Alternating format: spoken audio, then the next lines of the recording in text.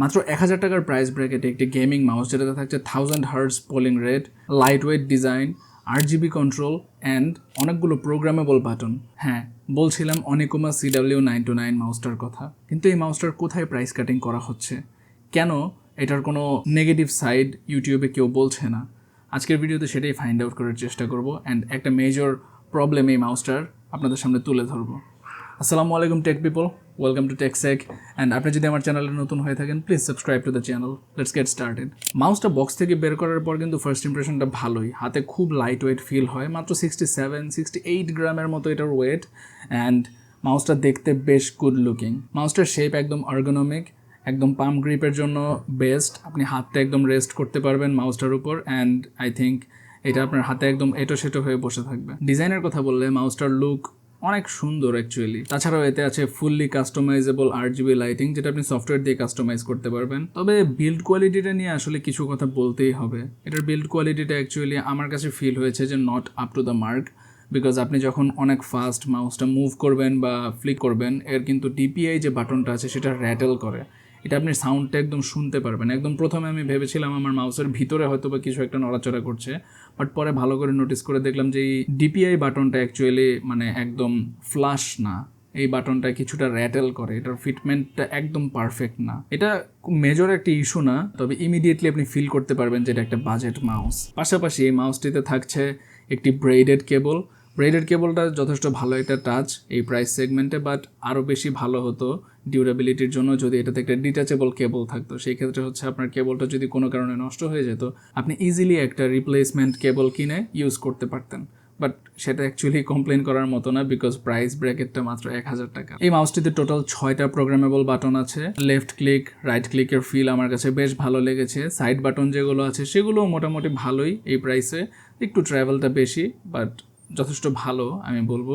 DPI বাটনটাও বেশ clicky and tactile, আমার কাছে বেশ ভালো লেগেছে বাটনগুলো ইউজ করে। অনেকুমা ক্লেম করছে তাদের এই সুইচগুলো 50 মিলিয়ন ক্লিকস পর্যন্ত রেজিস্টার করতে পারবে। এখন সেটার জন্য অ্যাকচুয়ালি আমাদের 50 মিলিয়ন ক্লিকস পর্যন্ত টেস্ট করে দেখতে হবে যে আদৌ তাদের ক্লেমটা সঠিক কি না। তবে অপটিক্যাল সুইচে ইউজুয়ালি ক্লিকিনেস নিয়ে খুব একটা প্রবলেম হয় না, ডাবল ক্লিকের মতো প্রবলেমটা ইউজুয়ালি কম হয়ে থাকে এই মাউসগুলোতে। এছাড়া স্ক্রোল হুইলটা ওকেইশ, খুব একটা ট্যাকটাইল ফিডব্যাক নেই এটাতে, বাট প্রাইস অনুযায়ী এটা ঠিকই আছে অ্যাকচুয়ালি। এরপর যদি সেন্সর অ্যান্ড গেমিং পারফরমেন্সে আসি, এই মাউসটিতে আছে ইন্টেলের A825 একটা সেন্সর, যে সেন্সরটা হচ্ছে 1000 হার্টজ পোলিং রেট সাপোর্ট করে। এটা অ্যাকচুয়ালি খুবই ইমপ্রেসিভ। আপনি যদি প্রাইসের সাথে কম্পেয়ার করেন, 1 টাকায় 1 হার্টজ পাচ্ছেন আপনি বেসিক্যালি। সো মাউসটা খুব ফাস্ট রেজিস্টার করে, আপনার খুব স্মুথলি আপনি মাউসটা ইউজ করতে পারবেন।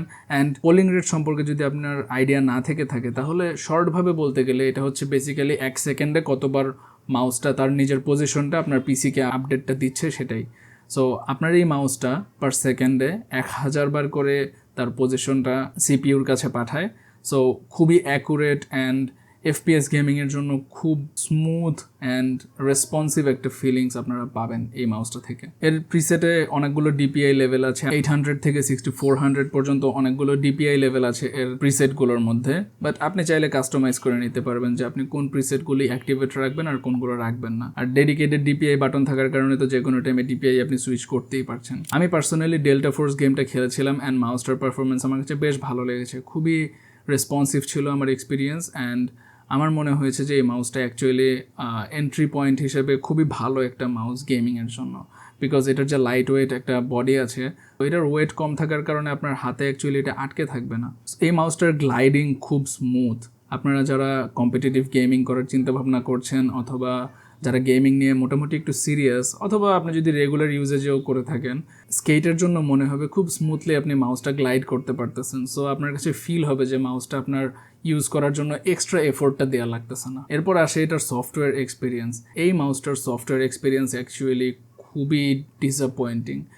সফটওয়্যারটা আপনি বেসিক্যালি ইনস্টলই করতে পারবেন না ডিরেক্টলি, আপনার উইন্ডোজ অলওয়েজ এটাকে ব্লক করে দেবে। আপনার যেটা করতে হবে সেটা হচ্ছে CMD রান করে, CMDর ভেতরে ওই সফটওয়্যারের পাথটা দিয়ে, মানে অ্যাডমিনিস্ট্রেটরে CMD রান করে সেটার ভিতরেই পাথটা দিয়ে তারপর এন্টার প্রেস করলে তখনই ইনস্টলারটা ওপেন হয়। ইনস্টলারটা ওপেন হলে ইনস্টল করার পরেও দেখবেন, আপনি ফিল করবেন যে সফটওয়্যারটা অ্যাকচুয়ালি খুব একটা অপটিমাইজড না। ইভেন এই সফটওয়্যারটা খুঁজে পাওয়াটাও একটু কঠিন। অনেকুমার অফিসিয়াল ওয়েবসাইটে গিয়ে আপনি ড্রাইভার সেকশনে গিয়ে তারপর খুঁজে বের করতে হবে। আপনি যদি মাউসের নাম লিখে সার্চ করেন তাহলে পাবেন না গুগল থেকে। সফটওয়্যার ইনস্টল করার পরেও আপনি কিন্তু এই মাউসটাতে, আমি পার্সোনালি যেটা ফেস করেছি, আমি সিঙ্গেল কোনো কালার RGBতে সেট করতে পারছিলাম না। ফর সাম রিজন এটার যতগুলো ইফেক্ট আছে সবগুলোতেই মাল্টিপল কালার্স অথবা ডিফারেন্ট টাইপের ইফেক্ট হচ্ছে। আমি একদম স্ট্যাটিক একটা কালার চাচ্ছিলাম, সেটা পসিবল হচ্ছিল না। তাই ওয়ার্ক অ্যারাউন্ড হিসেবে আমি একটা প্রিসেট পেয়েছি, সেটা আপনাদেরকে আমি ভিডিওতে দেখিয়ে দিচ্ছি। আপনারাও চাইলে এই ওয়ার্ক অ্যারাউন্ডটা করে নিতে পারেন। বাট সফটওয়্যারটা অ্যাকচুয়ালি খুবই ডিসঅ্যাপয়েন্টিং। সফটওয়্যার এক্সপিরিয়েন্সটা খুবই খারাপ, একটু প্যারা হয়ে যাবে এই সফটওয়্যারটা নিয়ে কাস্টমাইজ করতে।